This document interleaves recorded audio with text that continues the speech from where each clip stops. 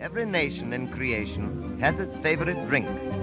France is famous for its wine, its beer in Germany. Turkey has its coffee, and they serve it blacker than ink. Russians go for vodka, and England loves its tea. Hey everyone, welcome to episode 3 of Tea and Toast with me, Lewis Bonnell, and my good friend David Pinner. In this week's episode, and on the back of a very busy PAX East, we're doing things a little bit differently, and have decided to talk about 2 games instead of the usual one. Both of these titles have seen huge queues at PAX East, and are on most people's calendars as eagerly anticipated titles for 2015. The first is Gigantic, which is Motiga's first ever game, and if you've never heard of it, it's a sort of blend between MOBAs and massively multiplayer games, and it all goes into one big fat melting pot to form an awesome competitive hybrid. Best of all, it does away with creeps and itemization, and instead players battle against giant guardians. Each team has their own respective guardian which they have to protect, with the winning team killing the opposing one. It's super simple, but just like most MOBAs, there's loads of depth in the heroes that players can play, with many of them filling a variety of roles. At the moment, there's 16 heroes in total, with Wu and Aisling the latest additions to the roster. You might have noticed from some of the Gigantic footage that's playing in the background, the game looks absolutely awesome. It has a unique art style, the animations are slick, and despite being in alpha, it's already incredibly polished. Best of all, Motiga now have plenty of muscle behind them after pairing with Microsoft to exclusively release the game on Windows 10. Not only that, but it'll also be free to play when it launches later this year. The second game that we're discussing today is Guild Wars 2's Heart of Thorns. It's the first official expansion pack from ArenaNet, and it sees players travel into the heart of Maguma. There's a new profession, the Revenant, an entirely new area that is enormous in size and comes with 3 layers, as well as a brand new profession system called Specializations, and this will allow players to effectively become something else. The Ranger, for example, can specialise to become a Druid. On top of that, there's Guild Halls, Sabotage, which is the equivalent of Guild vs Guild, which we've all been waiting years for, and some huge changes to World vs World. It's an enormous expansion pack, and there's still so much that we don't know. But considering the fact that ArenaNet have slashed the price of the game repeatedly over the last few months, there should be plenty of players throwing money at their screen in anticipation for this game. So, for the next 10 minutes, David and I will tell you exactly why we're excited about these games and why they should be on your radar for 2015. So, David, there's 2 games on our radar at the minute that are due for release at some point this year. The first is Gigantic, and the second is Guild Wars 2 Heart of Thorns. The question we're answering today is, why should people be interested in either of these games? And I think to kick us off, we'll start with Gigantic. Yeah, Gigantic's awesome. There's not a lot out about it yet, but what is out there shows it as being a really, really compelling sort of arena third-person shooter that I definitely think has a large space to move around within the market. There isn't really a solid arena third-person shooter right now. And there isn't specifically like a third person sort of arena brawler slash shooter outside of Smite. But Smite's limitation is that it doesn't have a Z-axis, like everything is glued to the ground. Because I think if anyone's been to PAX South and they've had some hands-on time with Gigantic, and obviously we covered it here at 10 Ton Hammer, it sort of straddles the middle ground between the likes of typical massively multiplayer movement combined with Smite minus the creeps, and instead of the creeps we've got these 2 hulking heroes at one side of the map that you have to attack or defend. Yeah, it's got like this interesting mix of like all these different elements of like what people want. It's kind of like this amazing soup broth that's just layered with different flavors, right? You've got this raid component of these 2 raid bosses that are dueling for superiority. And then you have, like you said, the MMO type movement and skill system where, it's just, like you're playing Dark Age of Camelot or Guild Wars 2 or WoW, and you're moving around like, your character, even though it theoretically isn't.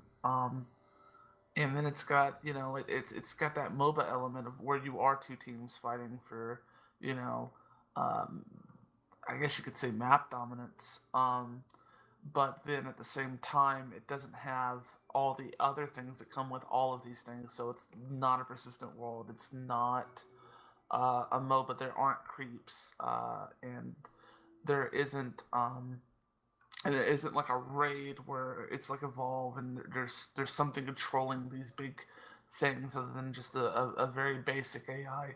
I think it takes some of the best elements of a lot of online game genres and just puts it in the same pot. Yeah, I think that's what I love so much about Gigantic is the fact that it just drops all the baggage and it comes with some of the best things. Like you said, there's no creeps because that's an element of the MOBA that just pisses me off because it's just a repetitive grind to actually nuke those down and level up. It also gets rid of all the itemization from the MOBA and massively multiplayer games, and it's just heroes stripped back. These are the skills that they've got. It's a limited action set, and it's you against other opponents and your skill. And if you're more skilled than someone else, then obviously working as a team, you'll likely win. I mean, I'm big on PvP. I play a lot of massively multiplayer PvP, whether it's in WildStar or Guild Wars 2, or even World of Warcraft, and Gigantic sort of fits in that niche between the likes of Dota 2, Smite, and Guild Wars 2, to the point where I think for me it would actually displace me playing those games, and I would simply, for my PvP fix, stick with Gigantic.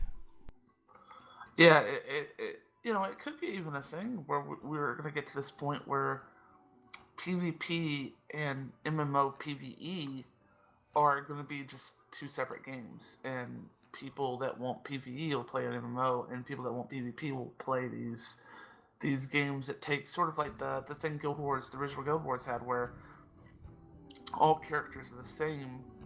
This is just a multiplayer battlefield, and your skills what's going to shine through. So it really feels like. Go on, Lewis. So I was going to say, on the subject of Guild Wars 2, it's obviously the other topic that we wanted to discuss today, and obviously we're trying to keep it within this 10-minute time frame. Why do you see Guild Wars 2 Heart of Thorns as a game that's on your radar this year, alongside Gigantic? Well, first off, I mean, Guild Wars 2 is pretty much the best MMO out there. I mean, we gave it Game of the Year twice.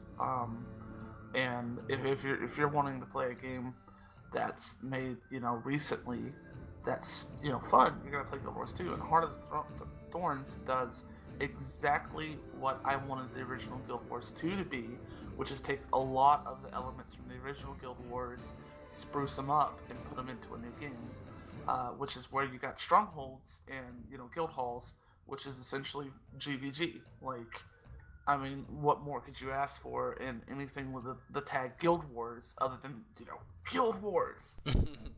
I think for me, what appeals with Heart of Thorns is that ArenaNet have finally stepped back, had a shot of coffee, and realised that a lot of the bullshit excuses they were coming up with for not doing stuff, they've actually backtracked on and gone ahead and done it.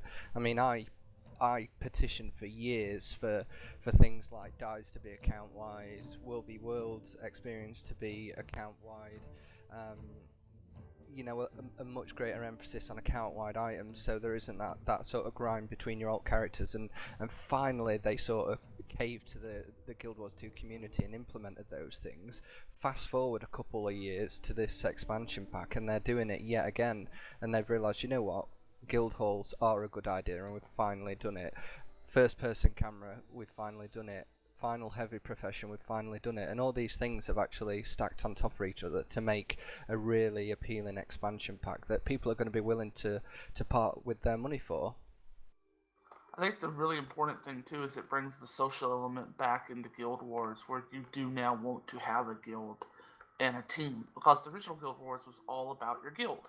Like, if you didn't have a guild, you were nothing. You weren't part of the meta, because without a guild you couldn't play the meta.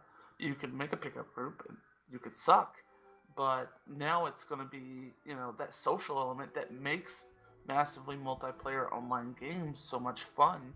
It's going to be back because people are going to want to, form guilds and battle it as a guild against each other, or more specifically as a team on Stronghold.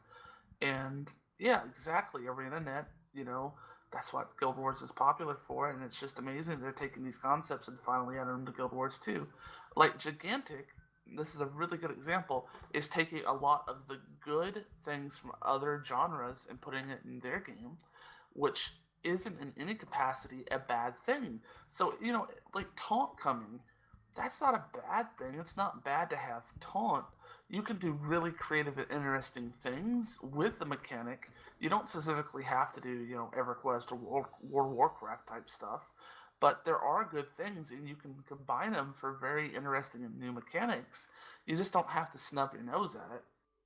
Yeah, I think that's what it comes down to, is the fact that for a long time ArenaNet have sort of turned a blind eye to these requests, and Taunt is a really good example because they were staunchly, in many respects, against a sort of rigid structure when it came to combat. And Taunt wasn't added to the game because they wanted every class to have its own role, and I think they missed a trick because a lot of the PvE content has suffered because of the fact that players have no ability to control what's going on, and with the addition as well, with the break bar, the defiance buff on bosses, it feels like the game is finally turning a corner where ArenaNet are happy to, well, I wouldn't say happy, but are willing to admit that they've made some errors along the way, and Heart of Thorns is sort of trying to make up for that in terms of content and combat. Yeah. For me, I definitely think Heart of Thorns could potentially be a huge genre changer, just in the fact that it is sort of like the WoW killer formula, where it's going to have all of these satisfying mechanics in a really pretty wrapper. And then like taunt, like I completely agree. I mean, you can have taunt, but it doesn't mean you have a warrior who's taunting and tanking. I mean, it's a control mechanic. I mean, I think the only concern I have with Heart of Thorns at the minute is Gigantic, and you've obviously mentioned the new Guild versus Guild game mode. I honestly think at this point Gigantic would pull me away from playing Guild Wars 2's PvP, but the Heart of Thorns content would keep me playing its PvE, and I think that would be fine, but that's not necessarily what ArenaNet want. But I think a lot of people, if they are into PvP, they like Guild Wars 2's PvP, and they find the time to play Gigantic at one of the new up-and-coming events, then they might find themselves in the same position. So that's it for this week's Tea and Toast. If you're interested in either Gigantic or Guild Wars 2 Heart of Thorns, do let us know in the comments below, and as always, you can drop David and I a tweet at any time, and we will do our best to get back to you as soon as possible. Don't forget to hit the like button, and we'll see you next week. Every nation in creation has its favorite drink. France is famous for its wine, its beer in Germany. Turkey has its coffee, and they serve it blacker than ink. Russians go for vodka, and England loves its tea.